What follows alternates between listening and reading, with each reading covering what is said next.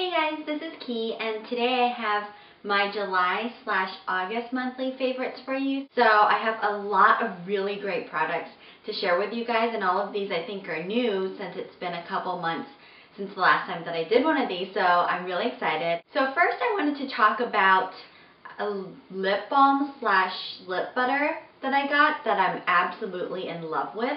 And I've been really into tinted lip balms previously, but this is, I don't even know if it's like a tinted lip balm. It's the Korres Lip Butter Glaze, and this is in the color Quince, which I think is a type of flower. But it's what I'm wearing now, and it's just the most beautiful rose color.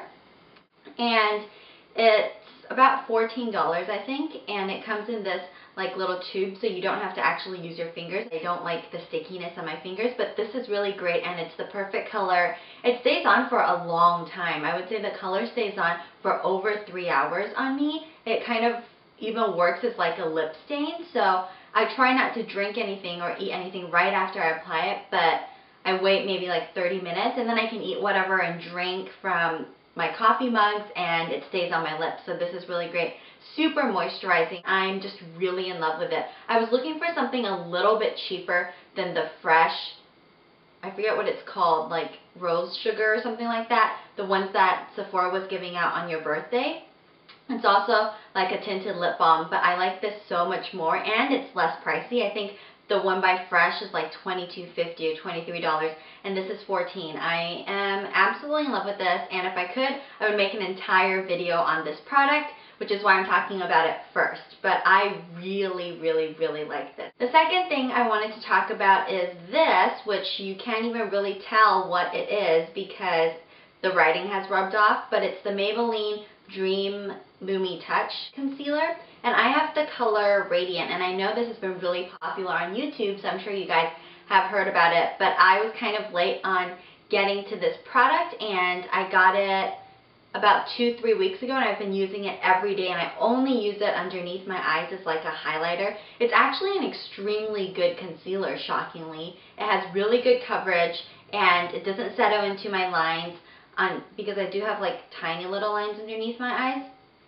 but it doesn't settle into those, and when you're smiling, they're kind of like smile lines. It doesn't crease. It's very long wearing. Like at the end of the day, when I use my makeup remover or my Neutrogena makeup wipes, I see the concealer on it, so it still lasts throughout the entire 12-hour, 13-hour day, and it's just really a beautiful concealer. It's not shiny at all. I mean, it's not shimmery at all, but it has the most gorgeous sheen when you put it on, and I just tap it in with my ring finger, and a couple clicks will do for both sides, and I will definitely be purchasing this to come.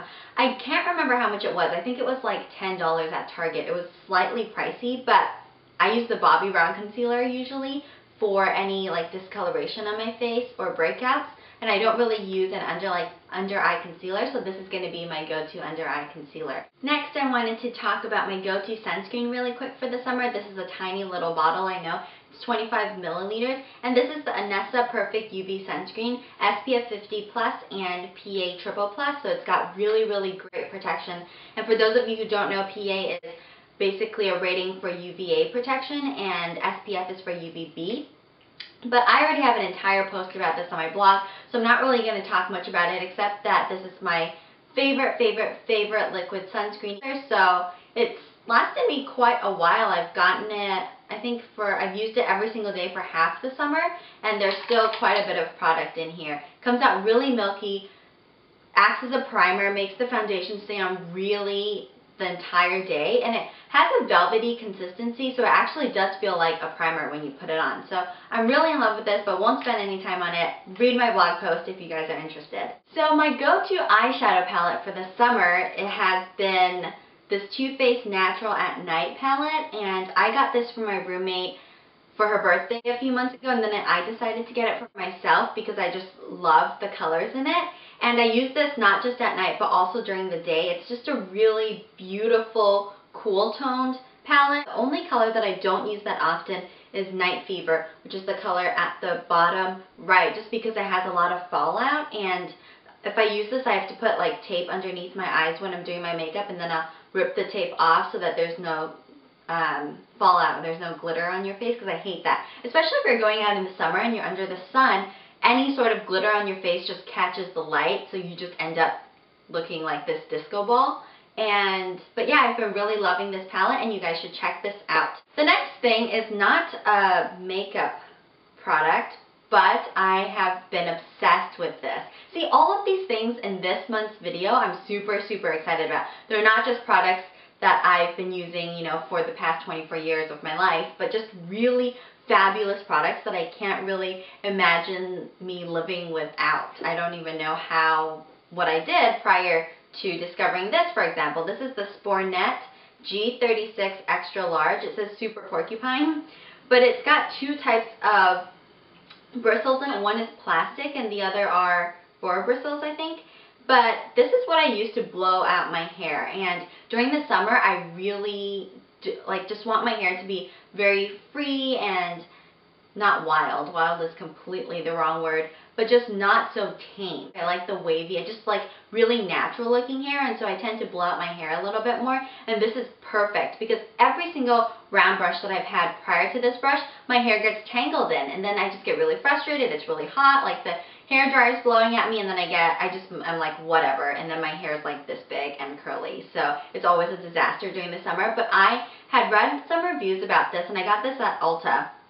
But I am obsessed with this because I don't know what it is. Maybe it's the two type of bristles, but it is so easy. Like literally I take a chunk of my hair like this and I put it on the brush, and then I will blow dry my hair like that. I roll it down. I can do a tutorial on this instead of showing you here, but then I roll it up just like that, and then I blow dry it again. But see how easily it just kind of twirls? It's just so easy. It never gets tangled, and my hair gets tangled so easily. So this has been, if I could say like top 3 purchases of the past 2 months, this would definitely be in it. I just am in love with this, and it's so great for a blowout, so easy, and it gives your hair lots of volume and life. The next thing I wanted to talk about is my favorite body wash for the summer, and it's Victoria's Secret Bombshell Body Wash. It's 8.4 fluid ounces, and I got this during their semi-annual sale and just started using it recently. I'm going to read to you what the back says because there's no way I can describe this scent. It says a blend of purple passion fruit, Shangri-La peony, and vanilla orchid. It doesn't even smell like vanilla. I don't know what it smells like. It just smells so good. I can't describe it. I'm really bad at describing scents, but passion fruit. It smells like passion fruit. That's what it smells like. But more of a light, refreshing type, almost like grapefruit. It smells exactly like grapefruit. I suck at describing scents. That's just something I've accepted. And the next product that I want to speak to you guys about is a dry shampoo, and I love dry shampoos. I always use Batiste dry shampoo, which is a powder when it sprays, and I hate the scent of it, but it's the only one that I feel like is 1, affordable, and 2, actually works. And this was sent to me by Allure magazine, and it's by the brand Aloxi, and I've never heard of this brand before, but I was like, sure, I'll just try it. I love dry shampoo, so why not? And this is amazing. Once again, one of the best beauty purchases ever, like hands down, for my hair, and I will be definitely purchasing this. It's much more expensive than Batiste, which is like $6 or $7. I don't know what the price is on this. I remember looking it up and it was around 20 maybe. I don't know. But this is amazing because it sprays clear. Like for people with dark hair, Batiste is not, or even baby powder, some people use baby powder for that, is not ideal, because you have white powder in your hair, and if you don't really work your fingers into your hair, it looks like you have gray hair, and that's not cool. But this sprays clear. It smells lovely. It smells like a really luxurious perfume, and you just hold this 6 to 8 inches above your head. You spray it, let it set and let it dry, and then kind of work it through your hair. But you don't even need to really work it through your hair because it's clear, and just because it's clear, it smells good. The texture feels really nice. It's not sticky. It's not like, doesn't feel like hairspray or gel, but still works amazingly well. I can't say enough great things about this product, so I'm just going to do a separate product review on this. Maybe I'll do a hair video actually of like hair care and hair treatment, how to blow out your hair, and dry shampoo. But I really like this. It's a spray just like this. It hasn't ever gotten clogged yet. I've used it for a week or two now, and I'm really, really loving this. It says, gentle starches including clay, rice, potato, and silk powder treat the hair and scalp by absorbing excess oil and other impurities. That sounds good to me. Rice, clay, whatever, potato, silk powder. I don't even know what those ingredients are, but they work extremely well in combination, and I love it. So one last thing I wanted to show before I share my favorite book of the month are these flip-flops. And these are from Target.